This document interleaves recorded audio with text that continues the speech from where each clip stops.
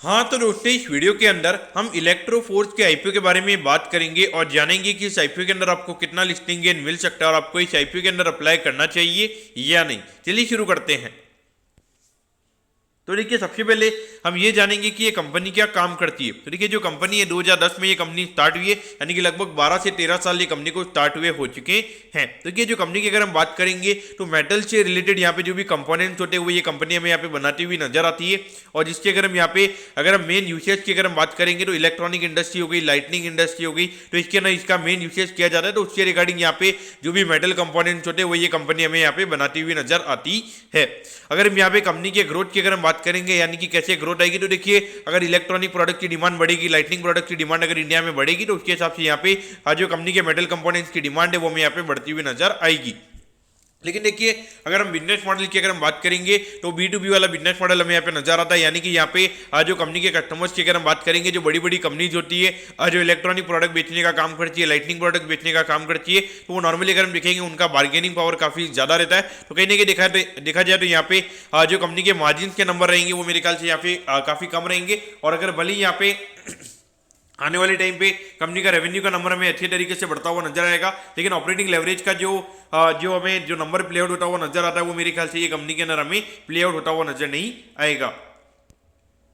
अब अगर हम कंपनी के फिनेंशियल्स के अगर हम बात करेंगे तो देखिए, यहाँ पे लगभग 2021 में लगभग 15 करोड़ के लगभग ये कंपनी का रेवेन्यू का नंबर था। फिर अगर हम 2022 की अगर हम बात करेंगे तो अराउंड 34 करोड़ के लगभग ये नंबर हमें यहाँ पे होता हुआ नजर आया था। तो देखिए, मेरे ख्याल से यहाँ पे 2021 से 2022 का यहाँ पे कंपेरिजन नहीं होना चाहिए, क्योंकि 2021 में अगर हम देखेंगे 6 महीने का लॉकडाउन हमने देखा है, तो 6 महीने वहाँ पे हमने यहाँ पे काम होता हुआ नजर आया था। तो 6 महीने के हिसाब से अगर हम देखेंगे तो यहाँ पे 15 करोड़ का रेवेन्यू का नंबर हमें यहाँ पे कम नजर आता है, क्योंकि इसको अगर हम एनुअलाइज बेसिस पे अगर हम ये कंपनी का रेवेन्यू का नंबर निकालेंगे तो अराउंड 30 करोड़ के लगभग का रेवेन्यू का नंबर कंपनी का हमें यहाँ पे नजर आता है। और अगर हम यहाँ पे 2023 की अगर हम बात करेंगे तो हार्डली 30 करोड़ के लगभग का रेवेन्यू का नंबर था। यानी कि यहाँ पे ये इंडिकेशन दे रहा है कि अराउंड 30-35 करोड़ से ज्यादा का रेवेन्यू का नंबर ये कंपनी हमें करती हुई नजर नहीं आ रही है। अगर हम अभी 6 महीने के भी रेवेन्यू के नंबर की अगर हम बात करेंगे तो हार्डली 23 करोड़ के लगभग का रेवेन्यू का नंबर हमें नजर आता है। और ये देख के आपको लगेगा कि थोड़ा इंडिकेशन आएगा कि ये देख के लगभग अराउंड 45 करोड़ के लगभग का रेवेन्यू का नंबर ये कंपनी कर सकती है। लेकिन देखिए, अभी आईपीओ आने वाला है तो उसके पहले थोड़ा बहुत वहाँ पे हाईलाइट करके मेरे ख्याल से नंबर को शो किया जा सकता है, क्योंकि थोड़ी कुछ आपको एंट्री घुमानी पड़ती है, उसके बाद आप नंबर को बढ़ा सकते हो। तो कहीं ना देखा जाए तो मेरे ख्याल से ये 6 महीने के नंबर को मैं यहाँ पे ट्रस्ट नहीं करूंगा। उसके अलावा अगर हम प्रॉफिटेबिलिटी की बात करेंगे तो देखिए, यहाँ पे लगभग यहाँ पे 8 करोड़ के लगभग के नंबर हमें यहाँ पे नजर आता है। फिर उसके बाद अगर हम देखेंगे तो ये नंबर हमें 8 करोड़ के लगभग नजर आता है। और अगर हम अभी 6 महीने के नंबर की अगर हम बात करेंगे तो लगभग 7 करोड़ के लगभग का ये नंबर हमें यहाँ पे नजर आता है। तो कहीं ना कहीं देखा जाए तो यहाँ पे ये मार्जिन को देख के भी मुझे यहाँ पे थोड़ा डाउटफुल यहाँ पे नजर आता है, क्योंकि देखिए 23 करोड़ के रेवेन्यू पे अगर आप देखोगे लगभग 7 करोड़ के लगभग का प्रॉफिट ये कंपनी ने कमाया है। तो यानी कि अगर हम मार्जिन की अगर हम बात करेंगे अराउंड 30% के लगभग का मार्जिन है। तो ये इंडिकेशन दे रहा है कि B2B वाले बिजनेस मॉडल में मेरे ख्याल से इतना ज्यादा मार्जिन होना ये कहीं ना कहीं मुझे यहाँ पे थोड़ा नेगेटिव यहाँ पे ये नजर आता है। और अगर यहाँ पे अगर ये कंपनी का मार्जिन अगर सही भी, यानी कि अगर एक बार के लिए मान लेते हैं कि 30% का मार्जिन ये कंपनी हमें यहाँ पे करती हुई नजर आ रही है, तो यहाँ पे बियॉन्ड पॉइंट यहाँ पे ये कंपनी की हमें ग्रोथ होती हुई नजर नहीं आएगी, क्योंकि कंपनी का फिर जितना ज्यादा स्केलेबल बिजनेस मॉडल होता है तो वहाँ पे आपको कहने की मार्जिन को सेक्रीफाइस करना पड़ता है, तब जाके आप वहाँ पे ज्यादा कम मार्जिन पे आपका जो एसेट टर्नओवर रेशियो होता है, अगर आप एसेट टर्नओवर रेशियो आपका काफी अच्छा रहता है तभी आप वहाँ पे पैसा बना सकते हो।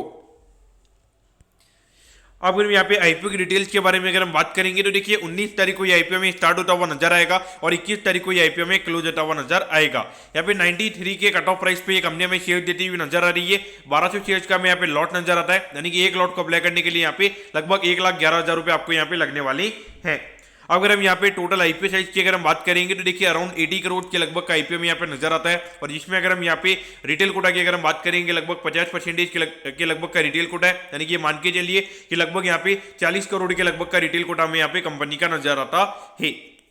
अब अगर हम यहाँ पे फ्रेश इशू की अगर हम बात करेंगे तो यानी कि कौन सा पैसा कंपनी के पास में यहाँ पे जाता हुआ नजर आएगा, तो देखिए लगभग 55 करोड़ के लगभग का जो पैसा है वो मैं यहाँ पे कंपनी के पास में जाता हुआ नजर आएगा। और लगभग 24 करोड़ के लगभग का जो अमाउंट है वो यहाँ पे कंपनी के प्रमोटर्स हमें यहाँ पे टेक बेचते हुए नजर आ रही है। तो देखिए, पहले से अगर हम देखेंगे तो कंपनी काफी छोटे लेवल पे कंपनी में काम करती हुई नजर आ रही है। और इतने अर्ली लेवल पे अगर हम देखेंगे कि लगभग 25 करोड़ के लगभग का इक्विटी यहाँ पे अगर कंपनी के प्रमोटर डाइल्यूट कर रहे हैं, तो कहीं ना कहीं मेरे ख्याल से ये हमें नेगेटिव पॉइंट हमें यहाँ पे नजर आता है। और अगर हम फ्रेश इशू की फ्रेश इशू की भी अगर हम बात करेंगे, यानी कि जो 55 करोड़ का अमाउंट यहाँ पे कंपनी के पास में जाता हुआ हमें नजर आ रहा है, जिसमें अगर हम देखेंगे तो 11 करोड़ का यहाँ पे जो आईपीओ एक्सपेंस है वही यहाँ पे कंपनी का हमें यहाँ पे जाता हुआ नजर आएगा। यानी कि जो आईपीओ कंपनी लेकर आ रही है उससे रिगार्डिंग कंपनी को यहाँ पे 11 करोड़ के लगभग का खर्चा कंपनी को लगने वाला है, तो वो कंपनी में ये 55 करोड़ से यूटिलाइज करती हुई नजर आएगी। और उसके अगर हम देखेंगे तो कंपनी ने ये बोला है कि लगभग 25 करोड़ के लगभग का जो अमाउंट है वो यहाँ पे कंपनी को वर्किंग कैपिटल के रिक्वायरमेंट के लिए यहाँ पे कंपनी को चाहिए। तो देखिए यहाँ पर अगर आप देखोगे तो इतना क्या वर्किंग कैपिटल के लिए कंपनी को रिक्वायरमेंट चाहिए, इतना कंपनी का रेवेन्यू का नंबर में भी नजर नहीं आता है, और इतना यहाँ पे कंपनी बोल रही है कि इतना इनको वर्किंग कैपिटल के लिए यहाँ पे पैसा चाहिए। और उसके अलावा अगर हम देखेंगे तो यहाँ पे लगभग कंपनी ने ये बोला है कि लगभग 5 करोड़ के लगभग का जो अमाउंट है वो यहाँ पे इनऑर्गेनिक ग्रोथ के लिए यहाँ पे कंपनी को पैसा चाहिए। तो देखिए 5 करोड़ के लगभग कंपनी को कौन सी कंपनी यहाँ पे मिलती है वो भी देखना यहाँ पे मेरे ख्याल से रहेगा। और देखिए जिस सेक्टर में ये कंपनी काम करती है तो वहाँ पे नॉर्मली हाई रेवेन्यू वाली कंपनीज रहती है, क्योंकि यहाँ पे लो मार्जिन प्रोडक्ट्स रहता है, तो उसके हिसाब से यहाँ पर आपने देखना चाहिए।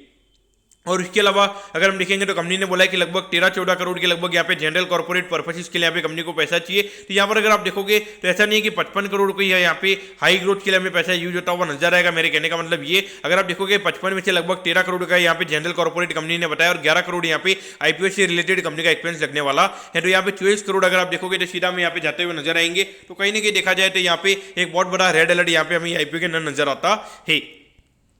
अगर हम यहाँ पे टाइम टेबल के बारे में अगर हम बात करेंगे तो देखिए 22 तारीख को ये आईपीओ में 22 तारीख को आपको पता चल जाएगा कि आपको अलॉटमेंट मिला है, यानी कि अलॉटमेंट नहीं मिलता है तो 26 को आपको रिफंड मिल जाएगा और 26 को आपके डीमेट अकाउंट में शेयर आ जाएंगे अगर आपको अलॉटमेंट मिलता है, और 27 तारीख को ये कंपनी हमें लिस्ट होती हुई नजर आएगी। अब एटीएन अगर हम वैल्यूएशन के पैरामीटर्स की अगर हम बात करेंगे तो देखिए लगभग 220 करोड़ के मार्केट कैप पे ये कंपनी का आईपीओ में आता हुआ नजर आ रहा है। अगर हम वैल्यूएशन वाइज अगर हम बात करेंगे तो पिछले साल की अर्निंग के हिसाब से अगर हम बात करेंगे लगभग 25 से 30 के लगभग के पी रेशियो पे ये कंपनी का आईपीओ में आता हुआ नजर आ रहा है। तो कहीं ना कहीं अगर हम देखेंगे तो वैल्यूएशन वाइज मेरे ख्याल से इतनी ज्यादा ग्रोथ ये कंपनी के नंबर्स में नजर नहीं आती है, तो वहाँ पे कहीं ना कहीं अगर हम देखेंगे 25 से 30 के लगभग का जो पी रेशियो वो कहीं ना कहीं यहाँ पे ज्यादा नजर आता है। और अगर यहाँ पे कंपनी के अगर हम काफी ज्यादा रेड अलर्ट हमें यहाँ पे कंपनी के अंदर देखने को मिला है। और देखिए जब ये कंपनी का आईपीओ में आता हुआ नजर आ रहा है वहां पे ऑलरेडी 4 से 5 मेन बोर्ड आईपीओ हमें यहाँ पे नजर आते हैं, तो कहीं ना कहीं वहां पे पब्लिक का जो मोस्टली जो पैसा है वो कहीं ना कहीं हमें वहां पे जाता हुआ नजर आएगा। तो उस पॉइंट ऑफ व्यू से देखा जाए तो मेरे ख्याल से तो क्लियर कट ये आईपीओ को आपको अवॉइड करना चाहिए, क्योंकि देखिए लगभग 40 करोड़ के लगभग रिटेल कोटा है, यानी कि लगभग यहाँ पे 4000 लोग अगर ये आईपीओ के अंदर अप्लाई करेंगे जब जाके यहाँ पे रिटेल कोटा भरेगा तो एक बार के लिए आईपीओ मेरे ख्याल से भर जाएगा, क्योंकि मार्केट में अभी लिक्विडिटी काफी ज्यादा और मार्केट में कोई भी आईपीओ में इतनी नेगेटिविटी देखने को नहीं मिली और कोई भी आईपीओ भी नेगेटिव में लिस्ट होता हुआ नजर नहीं आया है। तो उस पॉइंट ऑफ व्यू से देखा जाए तो आईपीओ मेरे ख्याल से भर जाएगा, लेकिन फिर भी ऐसे टाइम पे ही मेरे ख्याल से आपको थोड़ा कॉशियस रहना चाहिए, जहां पर आपको लगता है कि यहाँ पर थोड़ा सा भी भले पैसा कम बनेगा चलेगा लेकिन पैसा आपका सेफ रहना चाहिए। तो उस पॉइंट ऑफ व्यू से मेरे ख्याल से तो यहाँ पे टोटली अवॉइड करने मेरे ख्याल से यहाँ पे सही रहेगा।